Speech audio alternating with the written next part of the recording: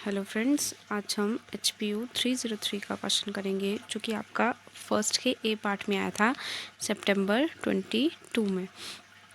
तो हमारा क्वेश्चन है, if AB is equal to 1 then the diophantine equation AX plus BY is equal to C always have a solution. Further, if x naught, y naught is a particular solution of this equation, then all the solutions are given by x is equal to x naught plus bt, y is equal to y naught minus 80. ये question है. अब जो आपका मतलब आपका जो question paper था ना, उसमें सिर्फ इतना सा ही क्वेश्चन आया था, ऊपर वाला. ये सेकंड पार्ट नहीं आया था, बट हम सेकंड पार्ट भी करेंगे, ठीक है, क्योंकि 6 मार्क्स के क्वेश्चन में सिर्फ आप ऊपर वाला ही नहीं कर सकते हो अकेले. तो स्टार्ट करते हैं. सबसे पहले लिखा है यहाँ पे, by above theorem AX plus BY is equal to C has a solution if and only if AB divided by C. Since AB is equal to 1 and 1 divide C for all C belongs to Z. अब AX plus BY is equal to C है और GCD जो है वो 1 है, तो 1 C को divide करेगा. अब ये कैसे आएगा? अब जैसे मान लो आपके पास है AX plus BY is equal to C, तो अगर आप AX को मान लो आपने ले लिया 12 प्लस BY को आपने ले लिया 16, ठीक है, और C को आपने ले लिया 4. मतलब AX प्लस BY के आपके पास C के इक्वल है 12 प्लस 16 4 के इक्वल है, ठीक है. अब यहाँ पे बोला कि AB का जो GCD है वो कितना है 1, मतलब 1 इन दोनों को डिवाइड करेगा, ठीक है. तो 1 ले लो या 2 ले लो, बट क्वेश्चन में 1 दिया तो मैं 1 ही ले रही हूँ. तो इसका मतलब क्या है कि जो वैसे तो इसका जो सॉल्यूशन है वो ये होगा, ठीक है. अगर इसकी जगह मैं 1 लगा रही हूँ तो ये ज़रूरी है कि 1 जो है वो 4 का फैक्टर होना चाहिए, मतलब 1 4 को डिवाइड करने वाला होना चाहिए, तभी जो है आपका आंसर सही होगा. अगर मान लो यहाँ पे 1 की जगह होता 3, तो वो 12 को तो डिवाइड करता है, मतलब वो 3 जो है वो 4 को डिवाइड नहीं करेगा, मतलब वो इसका क्या होगा, मतलब इसका GCD नहीं हो सकता है वो, ठीक है. तो इसलिए 1 जो है वो 4 को डिवाइड करेगा, मतलब 4 क्या था इधर हमारे पास C था ना, तो 1 divide C for all Z belongs to integers. Therefore AX plus BY is equal to C always has a solution. तो इसका जो है वो हमेशा सॉल्यूशन होगा, मतलब इसका जो सॉल्यूशन एक तरह से आपका C ही होगा, ठीक है, और इस पूरे का जो सॉल्यूशन हमेशा होगा. अब इसका कन्वर्स देख लेते हैं, या इसका सेकेंड पार्ट, ठीक है. जो क्वेश्चन में था, x is equal to x not plus BT, y is equal to y nought minus 80. अभी हम ये निकालेंगे, ठीक है. तो हमारा कन्वर्स है let 1 is divided by C. मतलब अभी हमने किया था पीछे 1 जो था वो C को डिवाइड कर रहा था, मतलब 1 जो है वो 4 को डिवाइड कर रहा था. देन 1 डिवाइडेड बाय C, तो C इज इक्वल टू क्या आ जाएगा 1 इंटू Q. अब ये कैसे आएगा?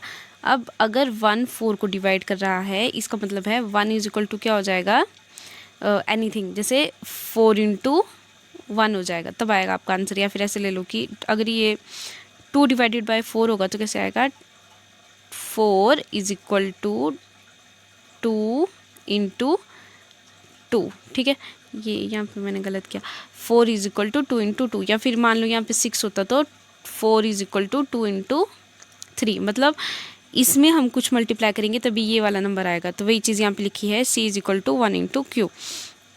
तो also 1 is equal to A comma B, मतलब 1 जो है वो A और B को भी डिवाइड कर रहा है. Then 1 is equal to AU plus BV. Same यही वाली चीज़ होगी कि अगर 1 इन दोनों को डिवाइड कर रहा है तो 1 में कुछ मल्टीप्लाई करेंगे तभी ये नंबर आएंगे. मान लो मैं ले लेती हूँ A ले लेती हूँ मैं, मान लो AU में ले लेती हूँ 12 और BV में ले लेती हूँ 16, ठीक है. तो 1 से मैं इसको डिवाइड करूँगी तो इसको A को देखो, A को मैं ले लेती हूँ 4 और B को मैं ले लेती हूँ, नहीं इसको ले लेती हूँ, A को ले लेती हूँ 3, B को ले लेती हूँ 4, ठीक है. तो 1 is equal to AU plus BV, मतलब 1 is equal to AU plus BV. अब AU कितना हो जाएगा, U कितना हो जाएगा, AU मैंने बोला 12 है ना, तो ए तो आ गया मेरे पास 3, बी कितना आ जाएगा, यू कितना आ जाएगा मेरे पास 4, और बी वी मतलब एक तो आ गया मेरे पास 4, बी आ गया 4, तो वी कितना आ जाएगा 4। ज़रूरी नहीं है यहाँ पे 4 ही आएगा, मान लो यहाँ पे मैं कुछ और नंबर ले लेती हूँ ना, जैसे 16 की जगह अगर मैं 20 ले लेती हूँ यहाँ पे, ठीक है, तो कितना हो जाएगा, फिर ये हो जाएगा 4 × 5, ठीक है। तो मतलब वही है 1 = AU + BV, ये चीज़ यहाँ पे लिखी हुई है, ठीक है। अब C = AU + BVQ, क्यों, क्योंकि C = 1 × Q था, तो अभी 1 की वैल्यू यहाँ पे थी AU + BV, तो Q जो था वो मल्टीप्लाई करा था 1 के साथ, तो ये इस नंबर के साथ भी क्या करेगा, मल्टीप्लाई करेगा। अब हमने क्या किया, इनको Q को अंदर मल्टीप्लाई कर दिया, तो ये कितना बन गया, AUQ + BVQ, ये आ गया। Hence AX + BV = C has a solution given by X = UQ and Y = VQ, वही आया ना। अब हमारे पास सॉल्यूशन क्या था, हमारे पास था AX + BV = C। अब A तो ये है, तो X क्या बन जाएगा आपके पास, UQ, मतलब UQ जो है वो X की जगह है, तो X = UQ, और VQ जो है वो आपका Y की जगह है, तो Y = VQ। Further, if X0 Y0 is a particular solution of Diophantine equation AX + BY = C, then AX0 + BY0 = C।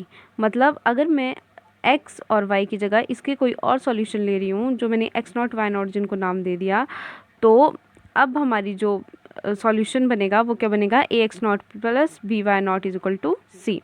Further मैंने एक X0 Y0 के साथ साथ मैंने एक और सॉल्यूशन ले लिया, X प्राइम Y प्राइम ले लिया, ठीक है, तो वो दूसरा सॉल्यूशन ले लिया इक्वेशन का, then AX prime + BY prime = C आ जाएगा, सेम इसी तरह से, ठीक है।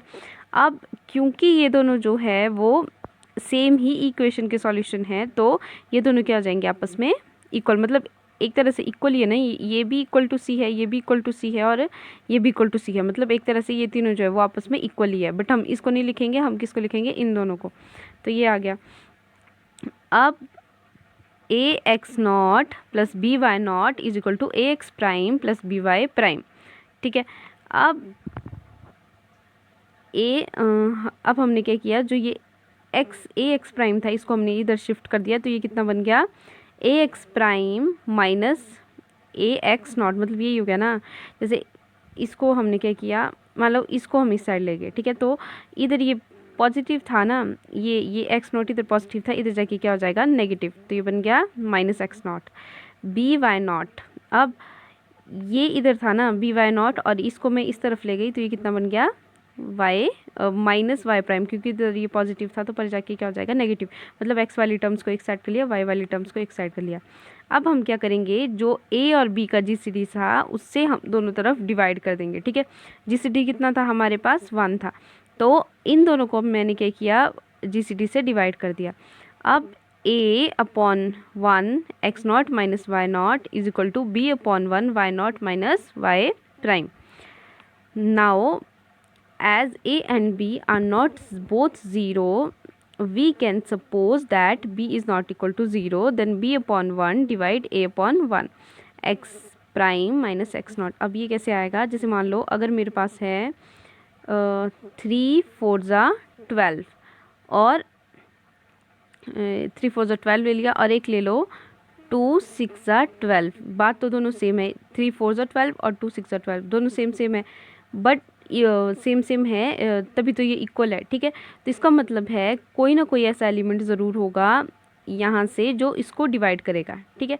तो मैंने बोल दिया कि 3 × 4 को डिवाइड कर रहा है आपका 2, वही चीज़ यहाँ पे लिखी है कि ये जो B है वो डिवाइड कर रहा है इसको, ठीक है। तो ये तभी आपका आंसर तभी आपका आंसर इक्वल आएगा ना दोनों। तो ये आ गया B/1 डिवाइड कर रहा है A/1 को इंटू X प्राइम - X0 को, ठीक है। अभी A और B का GCD जो था वो क्या था, 1 था, ठीक है। तो वही हमने लिख दिया कि A/1 और B/1 इसका GCD क्या आ जाएगा, 1। Therefore B/1 divide X prime - X0, मतलब अगर ये जो है इसको डिवाइड कर रहा है ना, मतलब इस पूरे को डिवाइड कर रहा है ना, ये B जो है वो a upon 1 x prime minus x not, इन दोनों को ही डिवाइड कर रहा है ना, तो मैं ऐसे भी बोल सकती हूँ कि b a को डिवाइड कर रहा है और b x prime minus x not को भी डिवाइड कर रहा है, ठीक है। तो वही चीज़ हमने पीछे लिखी है, जैसे यहाँ पे है 2 जो है वो 3 को भी डिवाइड करेगा और 2 जो है वो 4 को भी डिवाइड करेगा। तो यही चीज़ मैंने यहाँ पे लिखी कि ये जो है b जो है अपॉन 1 जो है वो x prime minus x not को डिवाइड कर रहा है। अब इसका मतलब क्या हो गया कि अगर मैं b अपॉन 1 में कुछ नंबर मल्टीप्लाई करूँ तो मेरे पास क्या आ जाएगा, x prime minus x not. जैसे कि अभी मैंने बोला कि अगर मैं b जो था मेरे पास कितना था, यहाँ पे था 2, मतलब अगर मैं 2 में कुछ अब मेरे पास कितना है यहाँ पे x not minus x prime minus x not मेरे पास था 4, ठीक है। तो मैं 2 में कुछ मल्टीप्लाई करूँगी तो 4 आएगा, मतलब मैं अगर 2 इंटू 2 कर लूँ तो ये आ जाएगा मेरे पास 4, मतलब मैंने 2 में कोई एलिमेंट मल्टीप्लाई किया तो इसके इक्वल आया, ठीक है, x prime minus x nought के। तो वही चीज़ यहाँ पे लिखी है कि x prime minus x nought is equal to b upon 1 into t, मतलब मैंने टी को मल्टीप्लाई कर दिया b से, तो मेरे पास इसके इक्वल आ गया। तो putting the value of x prime minus x not in 1 we get, क्या था हमारे पास 1 में a upon 1 x prime minus x nought, ठीक है, इज इक्वल टू फिर ये वाला था साइड में b upon 1 y not minus y prime t, ठीक है। तो अभी a अपॉन 1 और x prime minus x nought की जगह मैंने लिख दिया b upon 1 t which is equal to b upon 1 y not minus y prime. Then a, अब यहाँ पे क्या किया हमने, ये जो b अपॉन 1 था इसको b अपॉन 1 से कैंसिल कर दिया, तो यहाँ पे बच गया 8t upon 1 is equal to y not minus y prime.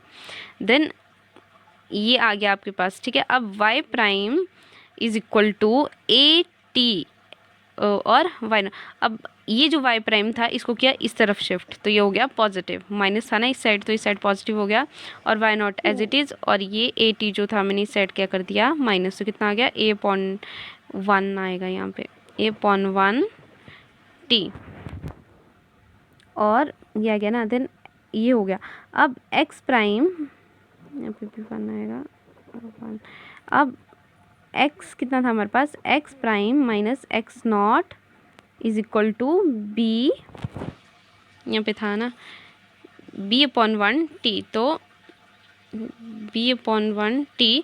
अब हमने क्या किया, x प्राइम को इधर ही रहने दिया, ये जो माइनस का x नॉट है इसको पहली तरफ शिफ्ट कर दिया, तो कितना बन गया, पॉजिटिव हो गया ना, यहाँ से माइनस सब परे जाके पॉजिटिव, तो x not plus b 1 t. तो ये हमने निकालना था कि x प्राइम जो है वो कितना है, मतलब इसका जो सॉल्यूशन है वो कितना है, x not plus b upon 1 t y prime is equal to y not minus a upon 1 T.